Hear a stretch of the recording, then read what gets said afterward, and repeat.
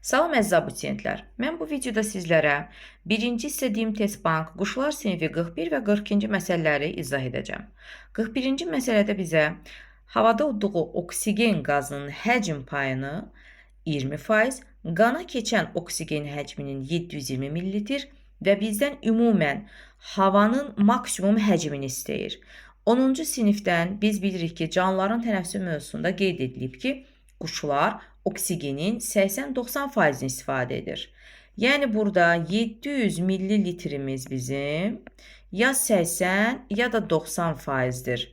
Bəs yaxşı, onda ümumi havada nə qədər oksigen var?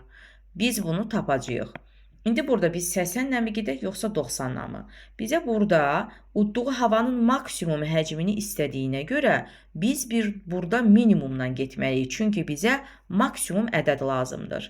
720-ni 100-ə vurub 80-ə böləcəyik. Yəni burada ümumən bu havada 900 millilitr oksigen var imiş ki, bu 900 millilitr oksigenin 720-sini quşların bədəninə keçib.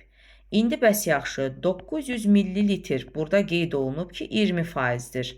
Yəni havadakı oksigen əgər 20%-dirsə, bəs onda ümumi 100%, yəni ümumi havanın həcmi nə qədərdir? Buradan da 900-ü 100-ə vurub 20-yə böləndə eləyir 4500. Amma millilitr.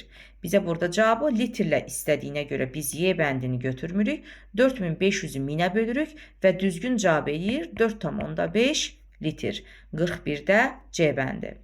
42-ciyə baxaq. Demək 42-ci sualda da eynidir. Sadəcə burada havada udduğu minimum həcmi istəyir. Yəni ki, biz artıq burada 90% ilə gedəcəyik. Yenə eyni ilə 720 millilitrimiz əgər 90%-dirsə, ümumi görək havada nə qədər oksigen var? Ümumi havada eləyəcək 800 millilitr oksigen.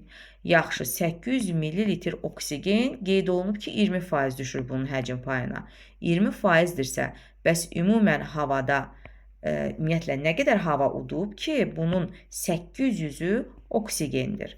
Buradan da tapırıq 800-ü 100-ə vurub bölürük 20-yə, cavab edir 4000. Amma 4000 millilitr.